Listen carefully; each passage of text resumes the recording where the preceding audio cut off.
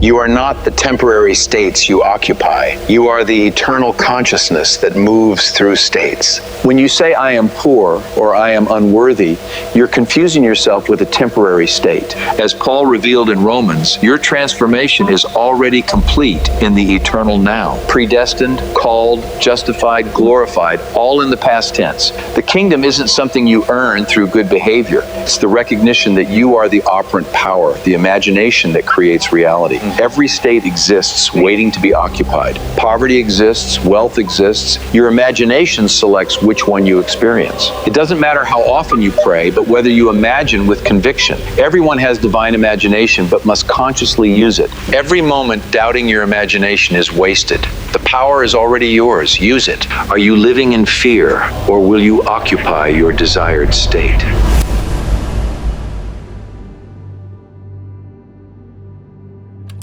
The reality that you experience now operates through states of consciousness that exist permanently, waiting to be occupied. Neville Goddard discovered this principle by studying the scriptures without doctrinal intermediaries and testing it in his own experience for decades. States of consciousness are feelings and convictions that you assume as your current reality. When you feel poor and believe you are poor, you occupy the state of poverty. When you feel prosperous and believe in your prosperity, you have moved to the state of abundance. There are infinite states because each degree of feeling and conviction creates a different state. Feeling financially struggling represents one state, feeling financially comfortable represents another, and feeling like a millionaire constitutes yet another, completely distinct one. In his book, The Power of Awareness, Goddard demonstrates that you are never the state that you occupy. You are the consciousness that enters and exits states. The states exist as permanent addresses in an infinite city. Poverty exists as a state even when no one experiences it. Wealth exists available for any consciousness that chooses to enter it. You give life to the state when you occupy it, but the state continues to exist when you leave it. Your imagination is the power through which you move your consciousness between states. Goddard identified the imagination with the creative power that the scriptures call Christ, not a historical figure, but the divine capacity present in each person to select and occupy any desired state. In The Law and the Promise, he documents real cases of people who imaginatively occupied a state and saw the outer world reorganize itself to reflect that state. What makes this knowledge revolutionary is Goddard's discovery about the ultimate destiny of each consciousness. There exists a supreme state, what he calls the kingdom of God, that was destined for each person before the creation of the world. This is not a geographical place or a reward based on merit. It is the state where you operate with the divine consciousness itself, and Goddard affirms that you will receive it regardless of anything that you do or fail to do in this life. There exists a passage in Romans where Paul does something strange with the verb tenses.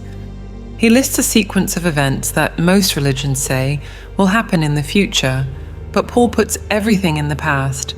Those whom he predestined, he also called. Those whom he called, he also justified. Those whom he justified, he also glorified. He does not say that God will glorify you in the future. He says that God has already glorified you. For God, who exists outside of linear time, your divine transformation is already complete.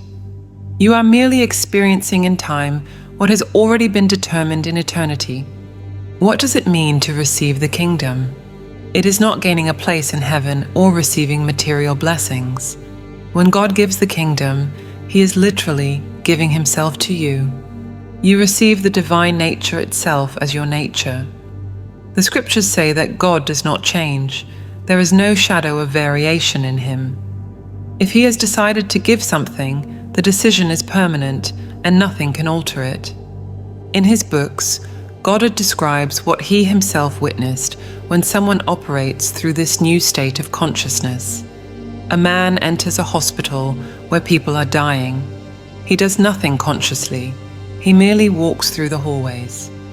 Terminal patients begin to recover. People in comas awaken. Wounds that had not healed for months closed in hours. This happens because in the presence of someone operating in the state of the kingdom, only perfection can exist. Are you thinking that you need to do something to deserve this?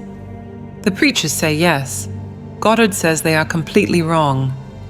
Luke records the words, "Fear not, little flock, for it is your Father's good pleasure to give you the kingdom." The crucial word is pleasure, past tense, concluded, decided. It does not matter if you are the most immoral person in the world. It does not matter how many mistakes you have made. The divine decision was made before you existed, and nothing that you do can change it. A man was broke, owing 3 months of rent, with no job prospects. He occupied the state of abundance. He did not wish for money, but lived in the feeling of already having all the abundance necessary. A week later, he received a letter informing him about an inheritance from a relative in Europe that he never knew existed. The amount was exactly what was needed to pay off his debts and start over with financial security. Why do some people receive the kingdom at 30 and others at 70? The timing has nothing to do with merit or spiritual development. Each consciousness has its predetermined moment, like a child in the womb has its gestation time. You cannot accelerate it through meditation, fasting, charity, or any spiritual practice. When your moment arrives, it will happen. Until then, you continue experiencing the limited states of this reality. Paul had an experience that reveals how this works. He said, "It pleased God to reveal his Son in me, not to me as if it were something external, in me as my own awakened consciousness." The Son of God that Paul discovered was his own imagination functioning in its full power. When this happens to you, you discover that you have always been God experiencing himself through limited states. The body that you receive is not made of flesh. Goddard calls the body of Christ a state of consciousness in which you function as the divine presence itself. In this state, you do not try to help anyone. You do not feel compassion in the human sense. You exist in absolute perfection, and that perfection manifests automatically in everything around you. It is like being the sun. The sun does not try to illuminate. It simply shines, and everything in its presence receives light. The scriptures promise specific transformations when someone operates in this state. Isaiah describes, "Blind eyes open, deaf ears hear, the lame leap like deer, the mute sing." Goddard insists that this is not religious poetry. These are literal descriptions of what happens when someone operating in the kingdom comes into contact with people in these limited states. Goddard had moments when he temporarily experienced this state. Complex financial problems resolved themselves without him taking any action. People with whom he had lost contact for years appeared at the exact moment he needed them. Opportunities arose from nowhere, not because he was manifesting or attracting, simply because in that moment he was operating in a state where only perfect solutions could exist. The absolute guarantee comes from a simple understanding. Before the world existed, before you made any good or bad choice, God had already decided to give himself to you. This was not a conditional decision. It was an absolute decision, sealed before time began. No sin can cancel it. No failure can diminish it. No doubt can delay it. The gift will come at the exact predetermined moment, and when it comes, you will discover that you have always been God himself, dreaming that you were human.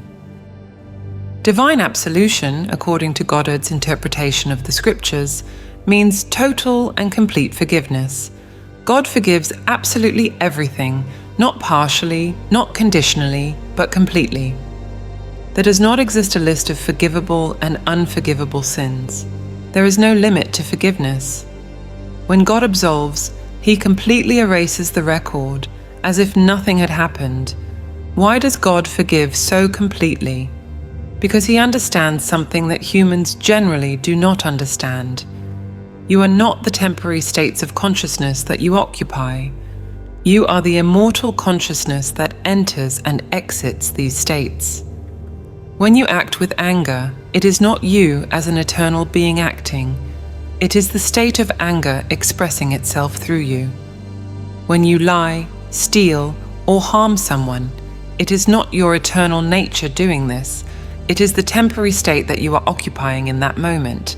When an actor plays a villain on stage, he commits terrible crimes during the play. But when the curtain falls, no one arrests the actor for the character's crimes.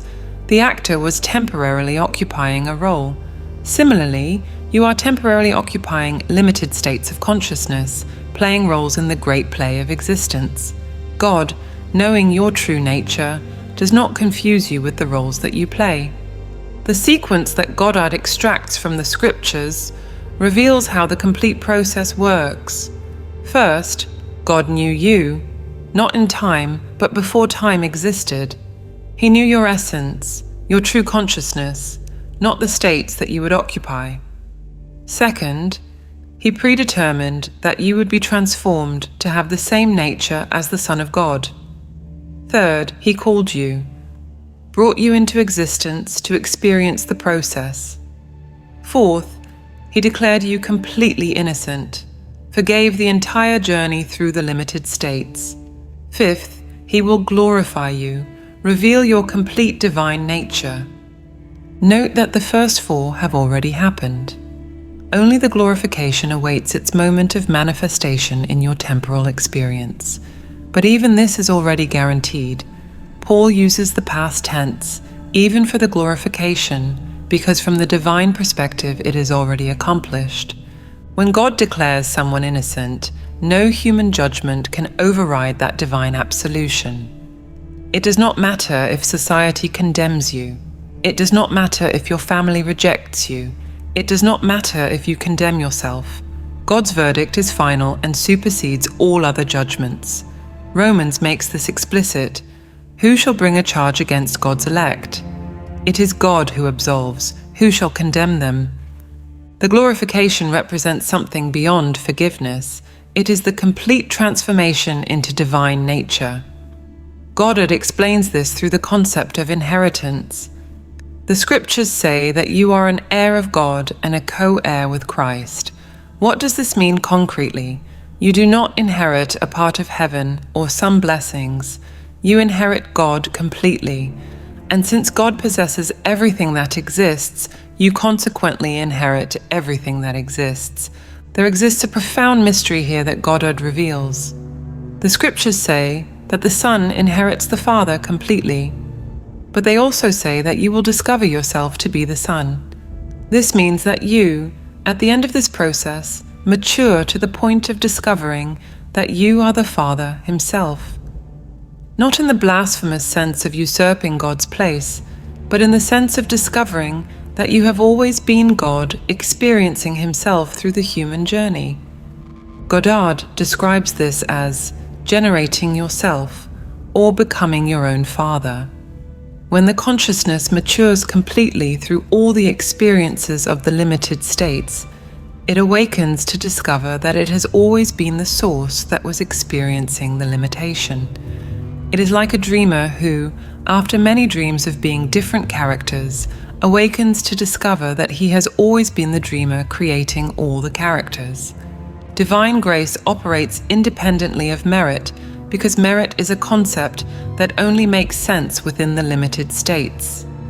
In the state of poverty, you need to deserve money. In the state of illness, you need to deserve health. But God does not operate from within the states. He is the consciousness that created all the states. For him, giving or not giving does not depend on you deserving, but on his love choosing to give. And God has already chosen. Before creating the first atom, before forming the first star, before you had the chance to do anything right or wrong, God chose to give himself completely to you. Grace is not God changing his mind about you. It is God never having changed his mind about you, regardless of the temporary states that you have occupied. Goddard confronts traditional religion at this point. Churches have created elaborate systems of sin and forgiveness, merit and punishment, conditional salvation, and eternal damnation. All of this, according to Goddard, is a fundamental misunderstanding of the scriptures. God is not judging your actions. He is awaiting the predetermined moment to reveal who you have always been. The certainty of glorification completely removes spiritual fear. If God has already determined the final outcome, if complete forgiveness is already guaranteed, if glorification is only a matter of time, then all fear of condemnation, all anxiety about salvation, all worry about being good enough simply disappear. You can relax in the absolute certainty that the ending has already been written, and it is glorious. This understanding transforms how you see other people. When someone acts harmfully, you know that you are seeing the immortal consciousness temporarily trapped in a negative state. The person is not evil, they are occupying the state of evil. With this knowledge, you can use your imagination to see them in a different state, contributing to their liberation. All observable reality consists of states of consciousness. These states are not abstract concepts or theoretical philosophy. They are real conditions of existence that contain specific experiences. There exists a state of poverty, a state of wealth, a state of illness, a state of health, a state of loneliness, a state of loving relationship, and infinite other states. Each state is a complete reality with its own characteristics, limitations, and possibilities. You, as an immortal consciousness, enter these states and experience them temporarily. When you enter a state, you give life to it. The state itself is like an empty house until someone enters and lives in it. The state of poverty has always existed and will always exist. Millions of people have occupied it before you, and millions will occupy it after. But when you enter it, you experience its specific reality: the lack of money, the overdue bills, the financial anxiety, the limited opportunities. Goddard explains that you should not blame yourself when you accidentally enter an unpleasant or painful state. Sometimes you enter a state through a moment of mental carelessness. You were fine financially, but you began to worry about money. That worry, sustained long enough, moved you into the state of financial scarcity. Suddenly, real financial problems began to appear. Not because you consciously attracted this, but because you changed states. When you remain in any state long enough, you experience all the content of that state. If you enter the state of poverty and remain in it, you will experience all the financial difficulties, limitations, and frustrations contained in that state. If you enter the state of abundance, you will experience the financial security, opportunities, and freedom of that state. The state completely determines your experience. The problem arises when people confuse the immortal consciousness with the temporary state that it occupies. When someone is in a state of anger, others say, "He is an angry person." When someone is in a state of poverty, they say, "He is poor." But Goddard explains that this is a fundamental mistake. The person is not angry. They are temporarily occupying the state of anger. The person is not poor. They are temporarily occupying the state of poverty. If you believe that you are the state, you remain trapped in that state. When you say, "I am poor," you are declaring identity with the state of poverty. This traps you there because you cannot change what you are. You can only change where you are. But when you recognize that you are only occupying the state of poverty temporarily, you can leave it. It is the difference between saying, "I am in prison," and "I am in prison." If you are in prison, there is no escape. If you are in prison, you can leave. Goddard uses an image from William Blake to explain how we got here. Blake describes how consciousnesses left the original state of unity with God, which he calls paradise or eternity, and fell into states of limited experience. In this fall, we began to experience what we call good and evil, pleasure and pain, abundance, and scarcity. But these experiences are temporary. They are like dreams from which we will eventually awaken. Blake describes this poetically: traveling through eternal states that now seem finite and limited. The states are eternal. They have always existed and will always exist. But your experience in them is temporary. You travel through them, experience their contents, and move onward. No state, no matter how wonderful or terrible, is your final destination. Each state contains everything necessary to manifest itself in the physical world. The state of wealth contains the opportunities, connections, ideas, and circumstances that produce physical wealth. You do not need to know how the money will come. The state contains the means. The state of health contains the vitality, energy, and bodily functioning that produce physical health. You do not need to know how the healing will happen. The state contains the process, but the state needs you, the living consciousness, to activate and manifest. It is like electricity in a house. The wiring is all there, the outlets are installed, and the bulbs are in the sockets. But without the electrical current flowing, nothing works. You are the current that activates the state. When you enter the state of abundance and remain in it, all the wiring of that state activates and begins to produce abundance in your life. Mastering the ability to consciously change states becomes essential for transforming your life. How do you change states? Through imagination combined with the feeling of reality. You imagine yourself already existing in the desired state and sustain that imagination until it feels real. It is not thinking about the state, it is feeling yourself inside it. Goddard gives a specific example. If you are sick and want health, do not imagine the process of healing. Imagine yourself already healthy. How would you feel if you were completely healthy now? What would you do? What would your energy be like? Capture that feeling and live in it. Sustain it, especially before sleep, when your conscious mind relaxes, and the imagination can imprint the new state more deeply.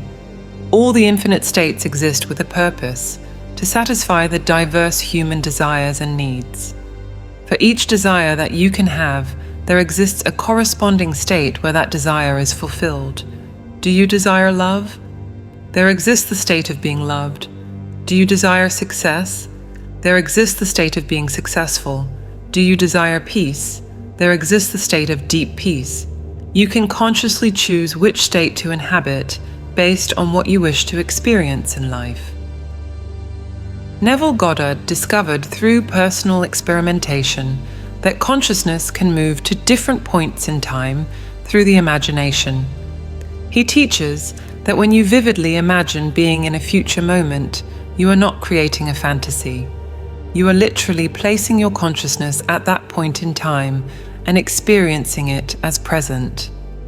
Goddard explained this through his own experiences. When he desired to travel to Barbados but had no means, he did not limit himself to wishing or hoping. Every night, he lay in his bed in New York and imagined being in Barbados.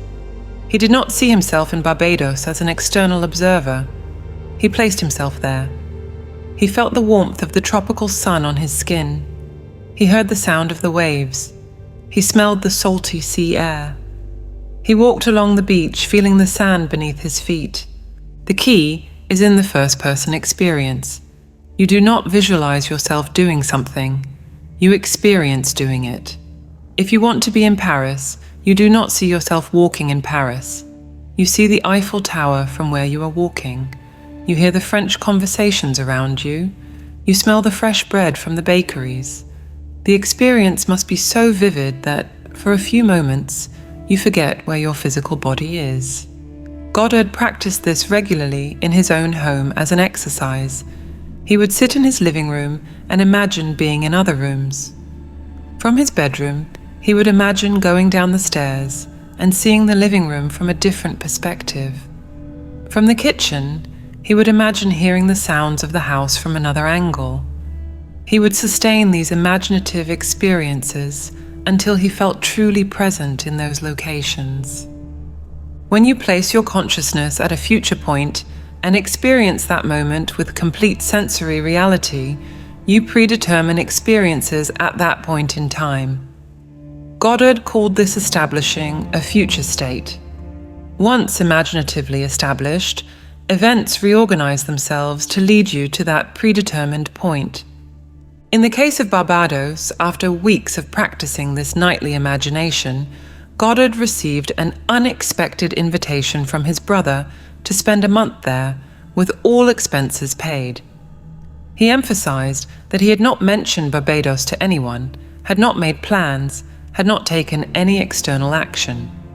The only action was to move his consciousness imaginatively to that location repeatedly. Goddard taught that time, as we experience it linearly, is not fixed. All moments, past, present, and future, exist simultaneously in what he called the eternal now. When you use the imagination to experience a future moment, you are selecting which version of the future will manifest in your linear experience. The most powerful practice happens in the state between waking and sleeping. Goddard instructed his students to construct a simple scene that implied the fulfillment of the desire.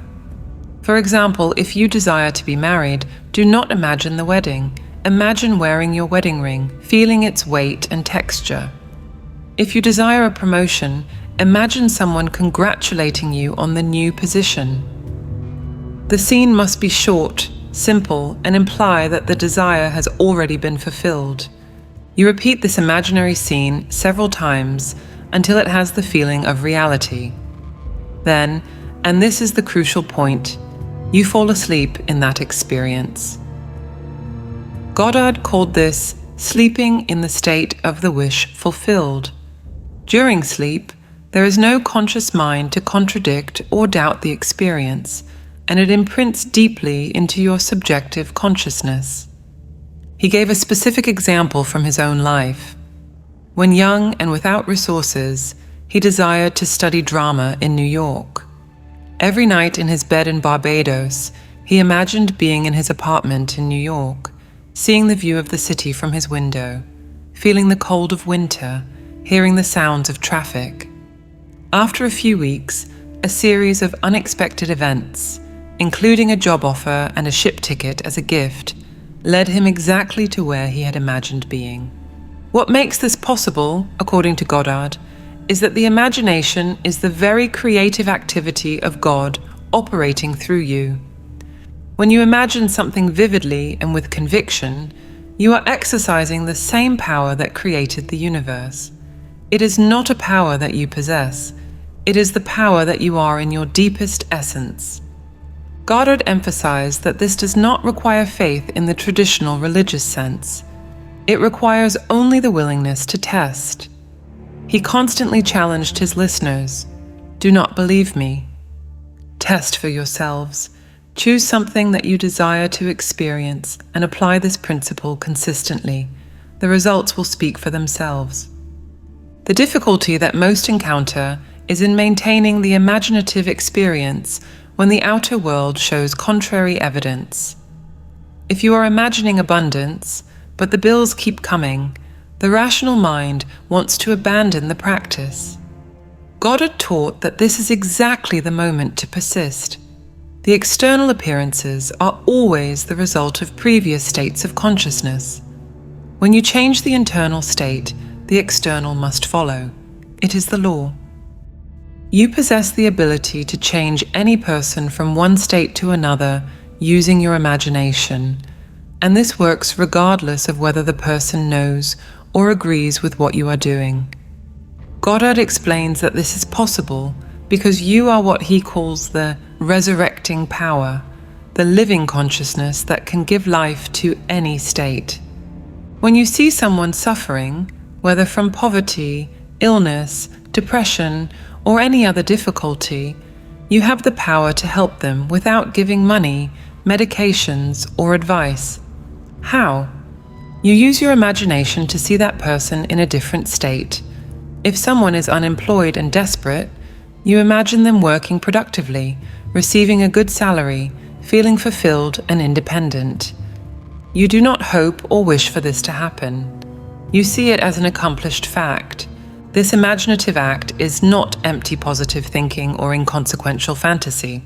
When you imagine someone in a different state with sufficient vividness and conviction, you literally move that person's consciousness to that new state. The person will naturally begin to experience the conditions of the new state. Opportunities will appear, behaviors will change, and circumstances will reorganize themselves. Why does this work? Because the imagination is the divine power itself operating through you.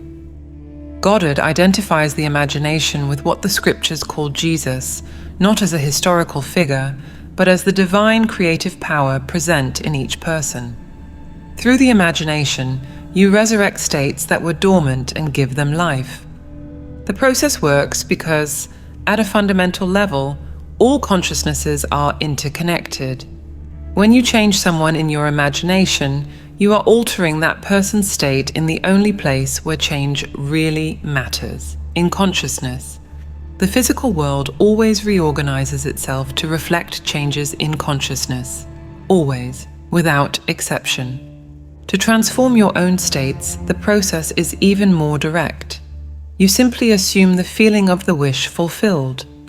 If you want financial abundance, do not wish for money. Assume the feeling of already having all the abundance that you desire. How would you feel if all your bills were paid? If you could buy what you wanted without checking the price? If you could help others financially without hesitation? Capture that feeling and live in it. Genuine desire is what initiates the movement between states. When you truly desire something, not a superficial wish, but a deep yearning, that desire creates the energy necessary to move your consciousness to a new state.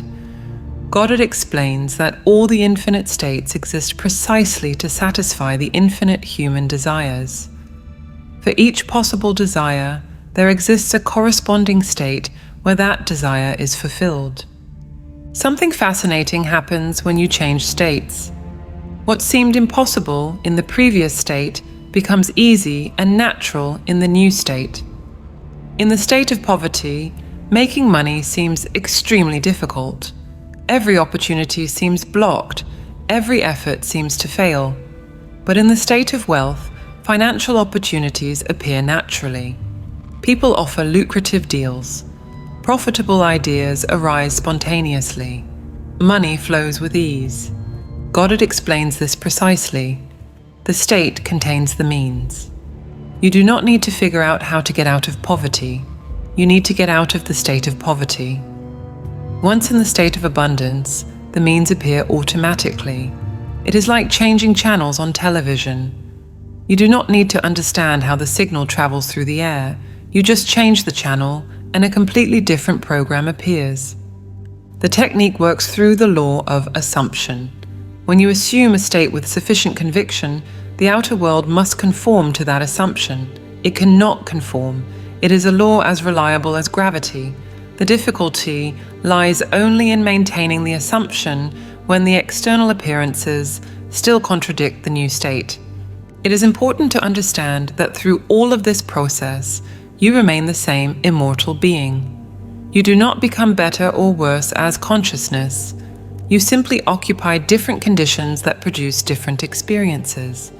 This removes guilt and self-judgment. If you are in an undesirable state, it is not because you are bad or flawed. It is simply because you entered that state and you can leave it. Goddard teaches a specific technique called revision. Before sleep, review any unpleasant event from the day and reimagine it as you would have liked it to happen. If a conversation was negative, reimagine it as positive. If something went wrong, reimagine it going right. This is not denying what happened. It is planting seeds for different future experiences.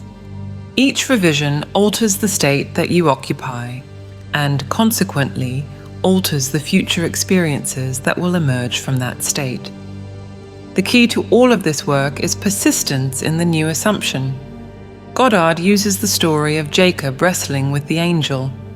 I will not let you go until you bless me.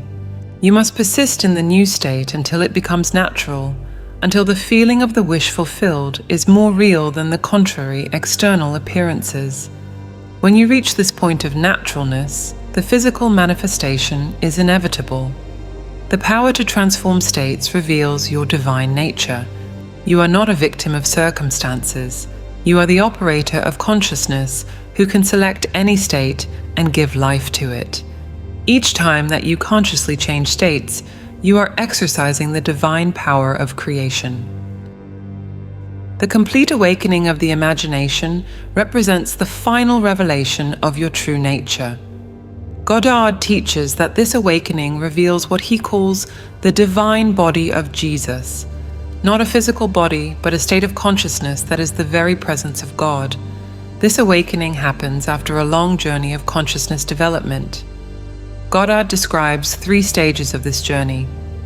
First, the original innocence, the state before limited experience, when you existed in unity with God without knowledge of separation. Second, the passage through what he calls the furnace of affliction, all the limited and challenging experiences of human life, where you experience both what you call good and what you call evil. Third, the complete awakening of the imagination as conscious divine power, where you recognize that you have always been God experiencing himself. The heavenly body that you receive in this awakening is not physical in the common sense. Goddard describes it as constituted of pure consciousness, operating in a dimension beyond physical matter. In this state, your mere presence instantly transforms any situation into perfection. This does not happen through effort, trying, or even compassion in the usual sense. You simply exist in a state of absolute perfection, and everything around you naturally reflects that perfection. People who have reached this awakening can choose when and how to manifest in the physical world. They are not automatically visible to everyone, only to those who have the capacity to perceive this dimension of reality. Goddard uses the expression "born from above" to describe the transformation necessary to enter this new mode of existence. He explains that this birth is not something that you cause through spiritual practices. It happens when the time of spiritual gestation is complete. After receiving this kingdom, you continue temporarily using a physical body while you still have work to do in the world. Goddard explains that the primary purpose of remaining is to share the experience with others, to demonstrate that the promise is real and accessible to all. But your primary identification is no longer with the physical body or with any limited state. You know experientially, not theoretically, that you are divine consciousness experiencing itself through temporary forms. The complete drama of existence moves each person from original innocence through all the challenging and educational experiences of limited life to the complete awakening as conscious divine imagination. Goddard guarantees that absolutely every person will complete this journey. No one will be excluded or left behind. Why? Because God chose to give himself to everyone before even the creation of the world, and the will of God cannot fail. Goddard explains this through the parable of the lost sheep. The shepherd leaves the 99 safe sheep to search for the one that is lost, and does not rest until he finds it. This means that God will not rest until each fragment of himself, each individual consciousness, returns to the complete knowledge of its divine nature. No matter how lost someone seems to be, no matter how many negative states they have occupied, the return is guaranteed. The final revelation brings what Goddard calls the return of complete memory. When the sun appears, when you awaken to your divine nature, you remember who you have always been. You recognize that you have always been God experiencing himself through limited states for the purpose of self-knowledge and expansion. Each experience that you have had, each state that you have occupied, each apparent error or failure, everything served the purpose of developing your consciousness to this moment of complete awakening. This final mystery that Goddard extracts from the scriptures promises complete inheritance. You do not receive a part of God or some divine blessings. You inherit God completely. Since God possesses everything that exists, you consequently inherit everything. The concept of becoming your own father means maturing completely in the divine nature to the point where there is no more separation between you and the source of all existence. Goddard reports specific visions that accompany this awakening. He describes seeing himself as a newborn baby wrapped in swaddling clothes, being presented as the born Christ. He describes the experience of being split in half and seeing a golden child emerge from within himself. These are not hallucinations or empty symbols. They are real mystical experiences that mark specific stages of the awakening. When this awakening happens, the entire world belongs to you, not as property to be possessed, but because you recognize that you are the consciousness in which all the world appears. You have become consciously what you have always been unconsciously, the divine presence itself experiencing itself through infinite states of consciousness. The time for this awakening varies for each person. Goddard teaches that just as children are born after different periods of gestation, each consciousness has its predetermined time to awaken. Some awaken after decades of seeking, others without any conscious seeking. The awakening is not a reward for spiritual effort. It is the inevitable fulfillment of the divine promise made before time began. All change begins with the understanding of your role as co-creator, and the only way to connect with this divine intelligence is through meditation. We have developed a set of audio tools to help you access this higher state of consciousness. To learn more and get immediate access, click the link on the screen or in the comments. If this video resonated with you, write in the comments, "It made sense to me."